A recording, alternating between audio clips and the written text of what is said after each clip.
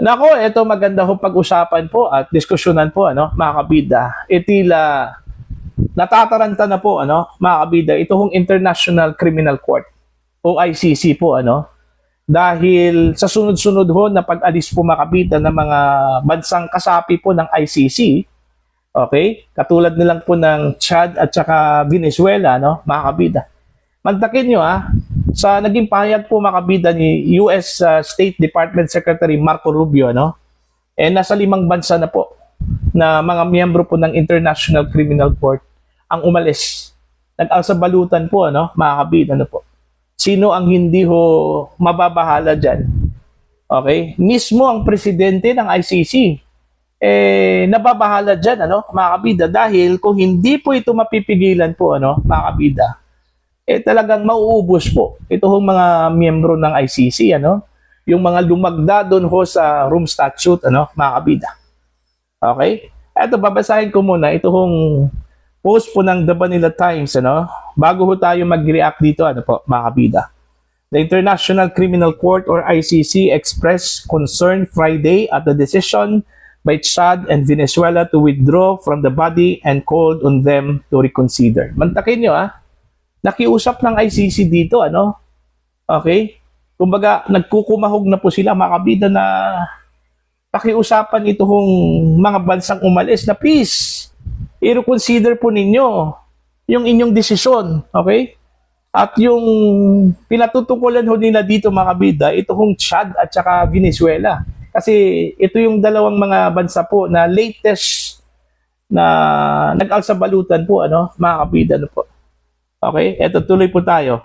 The presidency regrets these developments, said a statement from the court's leadership, currently made up of Finland, Sierra Leone, and Poland. Okay, it said that withdrawals from the Rome Statute that set up the ICC risks undermining the collective pursuit of justice and weakening global efforts to end impunity, mga kabida. Paano hindi ho umalis? Iba na po kasi yung takbo po ng operasyon po ng ICC, mga kabida. Kumbaga, wala na po dun ho sa kanilang mandato, Okay? Ang obserbasyon nga ng mga bansa po, na kumalas ho dito, very biased daw, Anong ibig sabihin na very biased itong ICC? Yung treatment nila, mga kabida, yung kanilang pinagdidiskitahan lang po na imbestigahan itong mga bansang mga maliliit. Katulad na lang po ng Chad, Okay? At iba pang mga bansa dyan po sa South Africa po, mga kabida. O, tingnan nyo, sino yung mga nililitis dyan? Halos mga head of states ng mga bansa dyan sa South Africa, mga kabida. Diba? Meron ka bang narinig na mga head of states na nililitis po at iniimbestigahan, mga kabida, Okay? Na malalaki? Although, andyan po si Netanyahu, andyan po si Vladimir Putin. Pero alam naman po natin na hindi po nila kaya yun, Kumbaga, ano lang yun? Pakitang tao lang po na mag-iimbestiga sila, labas sila ng arrest warrant, pero hindi nila kayang dakpin yun. Mga kabida, po? Okay? Sino po ang niloloko ng ICC dyan, mga kabida? Diba? Kaya itong dalawa, Venezuela at saka Chad, hindi na po nagpatumpik-tumpik pa, mga kabida. Kumalas na po. And do you think, okay, kaya hong pakiusapan po ng ICC, ito hong dalawang mga bansang ito? Hindi. Kasi na-influence na po ito, mga kabida, ng US, Okay?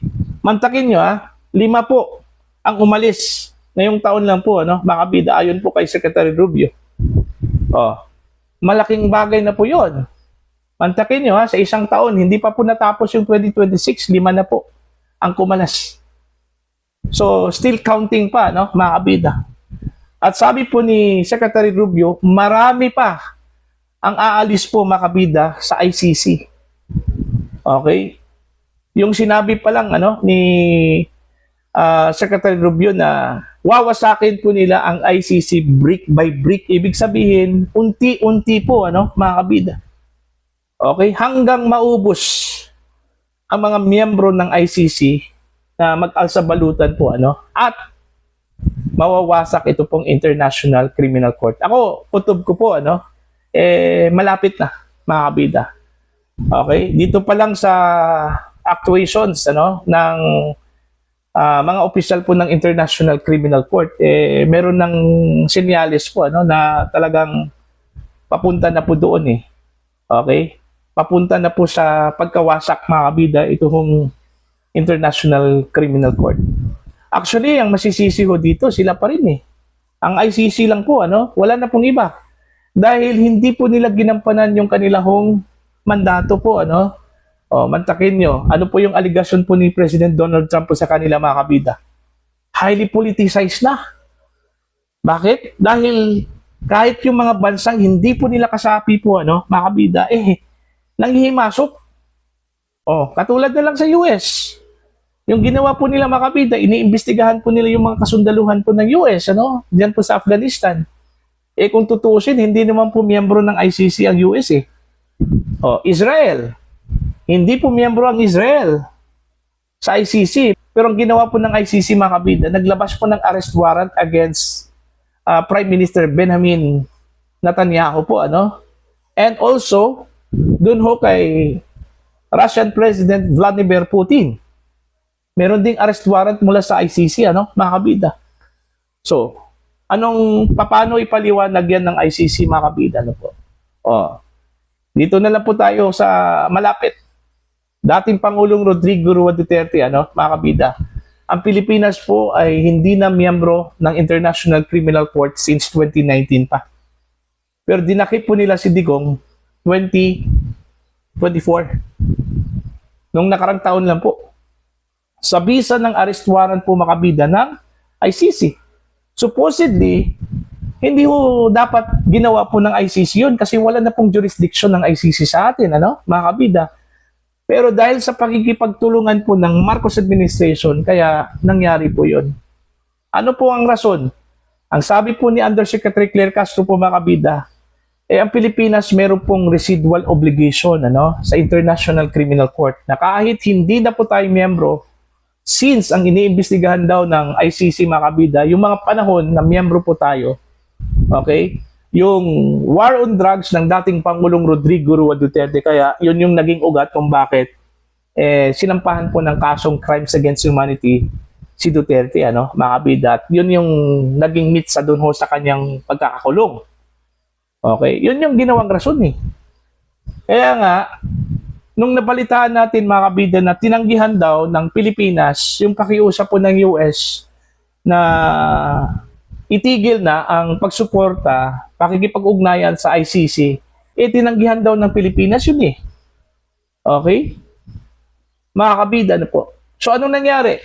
Pagkatapos na tinanggihan po ng Pilipinas, although hindi po ito opisyal na sagot, mga kabida ng US, nag-impose ang US ng additional tariff doon ho sa ating mga export products. Okay? Ang perception po ng iba, ng mga kritiko, yun yung ganti po, mga kabida ng US sa Pilipinas sa pagtanggi ho, sa kanilang pakiusap, mga kabida, po. See? So, dito pa lang sa mga pangyayari ngayon, mga kabida, na sunod-sunod yung pagkalas. Okay, ako naniniwala po ako, mga kabida, na kutob ko malapit na po. Malapit na po ang wakas ng International Criminal Court, mga kabida. Dahil mantakin nyo, hindi pa po tapos ang 2026, lima na po, mga kabida. How much more kung sunod-sunod ito, mga kabida. Still counting pa, Still counting pa. So, sa kilos na ini-employ ngayon ng US, mga kabida, yung kanilang hard stand, yung kampanya po nila against International Criminal Court, kung mapapansin ho ninyo, umiikot ito hong si Secretary Rubio, Okay? Inuuna niya yung mga bansang maliliit. Katulad na lang po yung pagbisita ko niya dito sa Pilipinas. Okay? Inuuna yung mga bansa po, mga kabida, na maliliit. Kaya nga, siguro, yun din yung rason kung bakit yung 5 mga bansa, okay, most of them, mga South African countries po, kumalas, mga kabida, ano po. Isa lang ata yung Latin, ano, yung Venezuela, mga kabida. Okay? Sino pang susunod? Marami pa daw. Okay, marami pa daw, mga kabida. I think nasa 100 plus ata po, ano, na mga bansang pumirma po sa Rome Statute, ano, mga kabida. Pero eto, wawasakin ito, mga kabida, kukumbinsihin, mga kabida, ng US, brick by brick, itong mga bansang ito, ano, para lang po kumalas dito sa International Criminal Court, ano. Yun ang problema po ng ICC, ano, dahil kahit na hindi na po nila jurisdiction, nakikialam. Okay, kumbaga inabuso daw, mga kabida, ng International Criminal Court yung kanilang power eh. Alright, eto. Tuloy natin yung post ng The Manila Times po, ano, mga kabida. Sabi po dito, ano po, okay? The ICC stands at the heart of the international system of accountability, and its effectiveness depends on sustained and unequivocal support from the international community. The presidency calls on Chad and Venezuela to remain committed states, parties to the Rome Statute. Ang tanong dyan, makikinig ba? Okay, tila buo na ata yung desisyon po ng Chad at saka Venezuela po, ano, mga kabida. So hindi ito makikinig eh. Kahit na po yung Japan na pinakiusapan po ng presidente po ng ICC na isa kong Haponesa, I doubt kung makikinig ba, ano, mga kabida, yung Japan. Alam naman po nila, mga kabida, na close ally po nila ito kung Estados Unidos, ano, at malaki po ang utang na loob po ng Japan sa Estados Unidos, mga kabida, ano po. Okay, so hindi ho nila ipagsawalang bahala po at hindi po nila itataya, ano, yung kanilang relasyon dahil lang po dito sa pakiusap po ng International Criminal Court, ano, mga kabida. So anong epekto dito sa mga nasa ICC ngayon, yung mga nililitis, mga kabida? Of course, kung ang ICC po ay titigil na po sa kanilang operasyon, itong mga nililitis po, ibabalik po ito sa kanilang mga bansa, no, mga kabida. Katulad na lang po ni Digo, okay, papauwiin po ito. Kasi what's the use of the trial kung ititigil na po ang operasyon, ano, mga kabida? Wala na pong mandato eh, wala na authority. Kasi wala na, umalis na ang lahat ng mga miyembro ng ICC, wala na pong authority na makukuha ito kung International Criminal Court, ano, mga kabida, ano po.